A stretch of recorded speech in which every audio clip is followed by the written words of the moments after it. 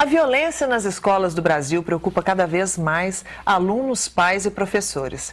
Quem estuda em colégios particulares e protegidos por um esquema que inclui câmeras, crachás eletrônicos e vigias. Já nas escolas públicas, é a Guarda Municipal que garante a segurança dos alunos e educadores.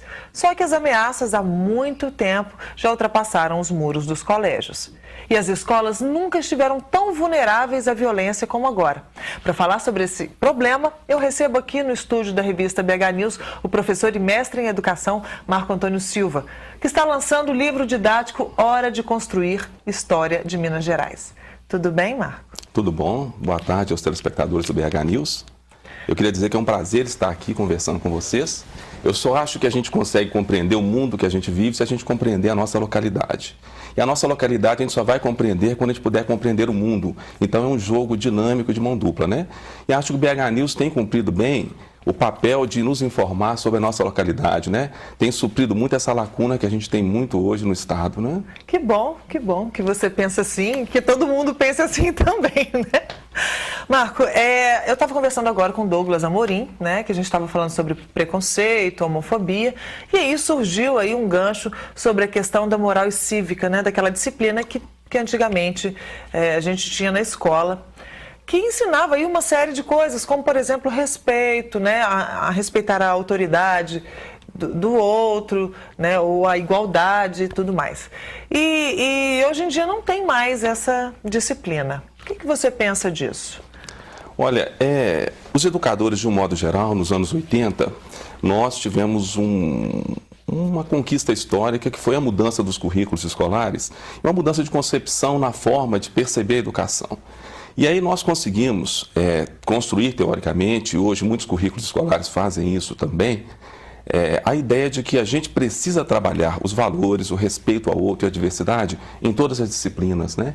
Não é especificamente uma disciplina que será responsável, mas o conjunto dos professores, o conjunto dos educadores que pertencem à escola é que precisam trabalhar esses valores da diversidade, do respeito ao outro, do não preconceito e, sobretudo, da não discriminação. Mas o que então que está acontecendo com essa relação, principalmente aluno-professor, que está uma relação conturbada? E isso não é só na escola pública, isso na escola particular, a gente está vendo isso para todos os lados, na imprensa, né, na casa da gente, na escola dos filhos da gente. O que está acontecendo? Lamentavelmente, eu já não consigo catalogar mais os casos que eu vejo na imprensa de violência, né? A violência extremada, são tantas, né? Que é a violência física, né?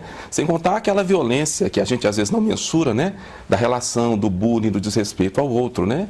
Que se dá de uma forma talvez menos explícita, mas tão grave quanto essa violência física, né?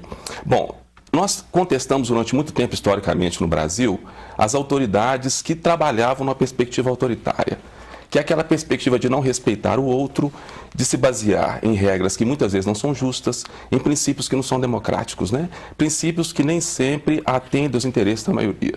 Essa contestação ela é secular no Brasil, né? Desde a família patriarcal, quando os senhores patriarcas mandavam na esposa, nos filhos, nos escravos, né? Nos seus dependentes. Mais tarde, a própria escola, que tinha uma postura muito conservadora, que não era uma postura inclusiva, né? Que não respeitava, de fato, a diversidade.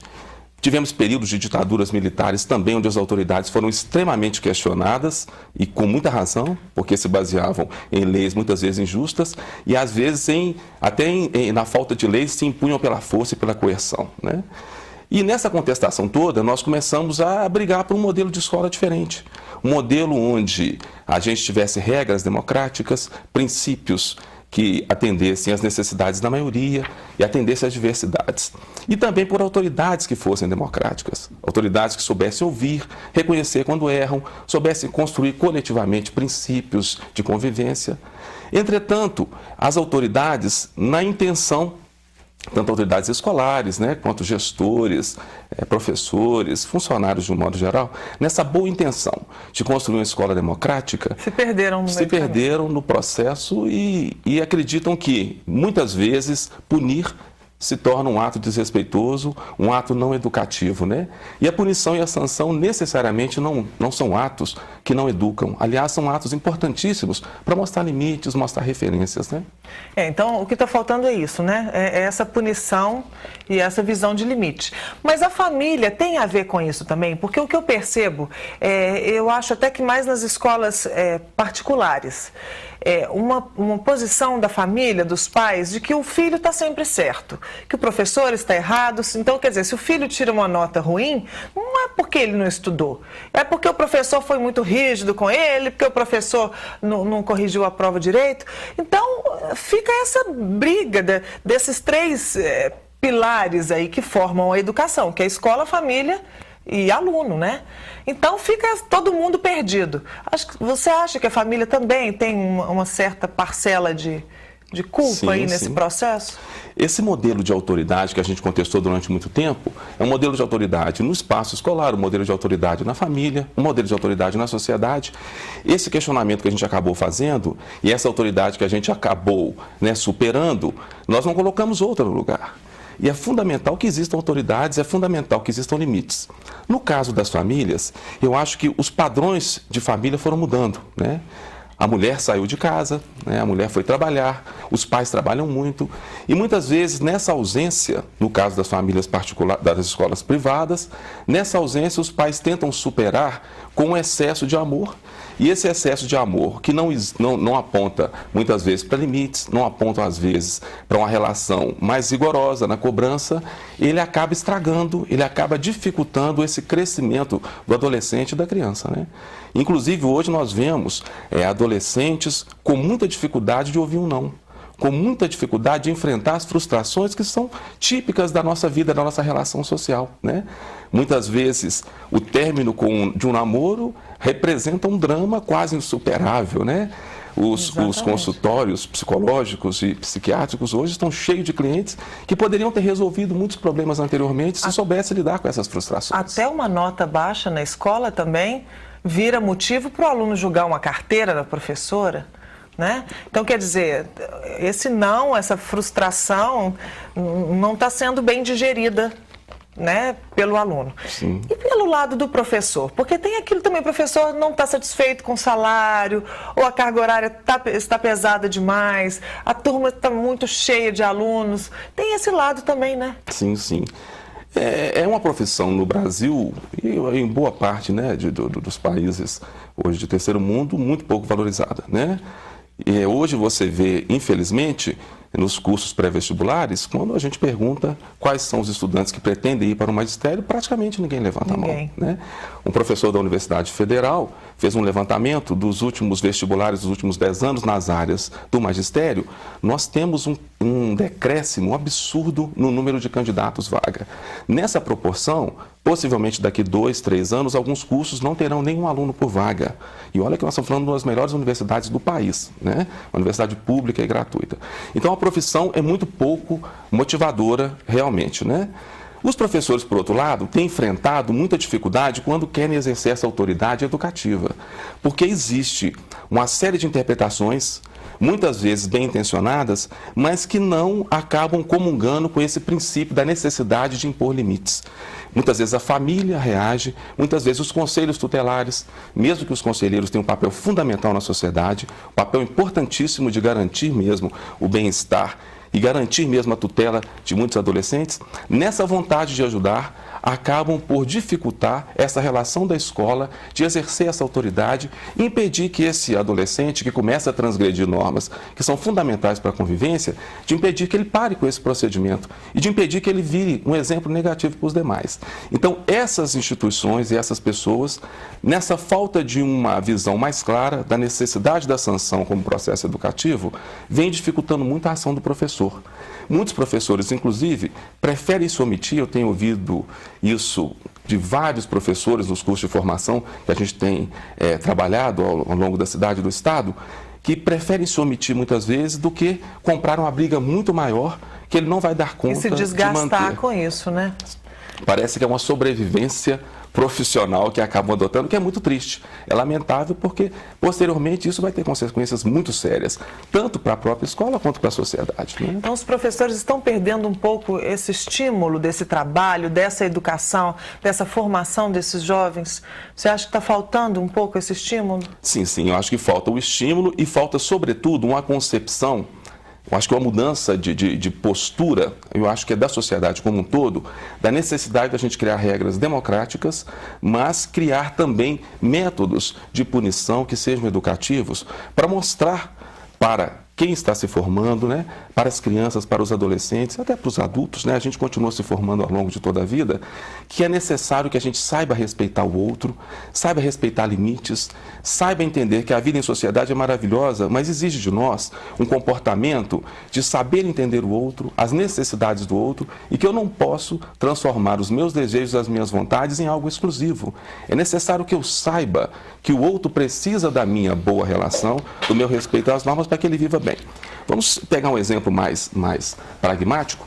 No ano passado, aqui em Belo Horizonte, a Polícia Militar recebeu mais de 40 mil reclamações de moradores que não suportavam o alto barulho que os vizinhos provocavam com música alta. Quer dizer, isso aqueles que ligaram para a Polícia Militar, né? É sinal de que as pessoas não sabem hoje ou não estão tendo o bom senso de respeitar o outro, de saber o limite do outro e de levar a vida até onde eu possa levar sem prejudicar os demais. Eu acho que nós temos que mudar um pouco essa concepção, porque essa carga é muito grande para a escola. A escola contribui com essa mudança, contribui. Mas é necessário que a sociedade faça isso, que a família faça isso, para que a gente tenha uma construção mais harmônica da formação da nossa juventude. E uma coisa que você disse com relação à carga, até que a escola carrega disso tudo, é que muitas vezes os pais também estão deixando a cargo da escola toda a educação do filho. E não é esse o papel da escola, né? Sim. Então, quer dizer, a escola tem um papel de formação, mas a educação, o caráter tem que partir primeiro de dentro de casa. Sim. Senão não adianta. Né? Dentro da escola, como é que você acha que isso deve ser implementado, assim, como visão de educador mesmo? As escolas hoje, elas têm procurado muito a parceria e as famílias para poder discutir. Muitas famílias têm, de fato, deixado a critério único e exclusivo da escola essa educação dos filhos. E a escola é uma instituição que ela é complementar. A escola não vai substituir a família. E aí eu deixo claro que eu não estou discutindo nenhum modelo de família. Eu estou discutindo que as famílias existentes, que são núcleos indispensáveis na sociedade nossa, elas têm que assumir esse papel de educação primeira do jovem, do adolescente. Além disso, de compartilhar com a escola. É fundamental que a escola e a família se entendam como parceiros, né? E não como dois concorrentes na educação do filho. Infelizmente, eu acho que as escolas, de um modo geral, não têm encontrado muito retorno das famílias.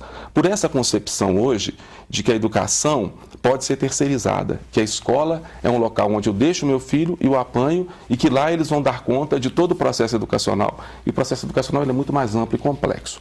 Alguns resultados positivos têm aparecido sim.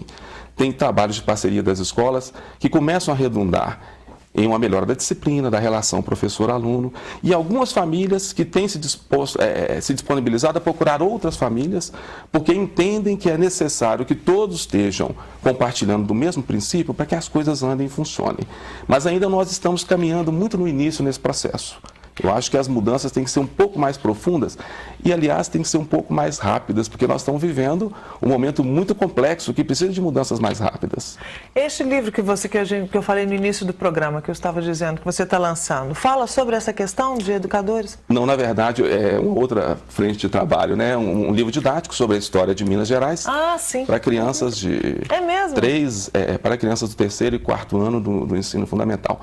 Entretanto, como a gente discute hoje que a educação, ela trabalha com valores, trabalha com respeito ao outro, ao longo do material, os professores vão encontrar muitas alternativas de trabalho que trabalham nessa perspectiva de respeito ao outro, das diferenças, né?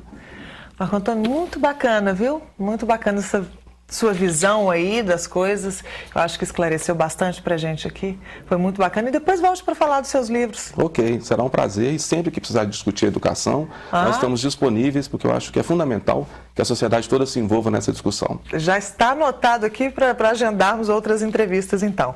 Muito obrigada pela sua participação, viu? Daqui a pouquinho a gente volta depois do intervalo com culinária.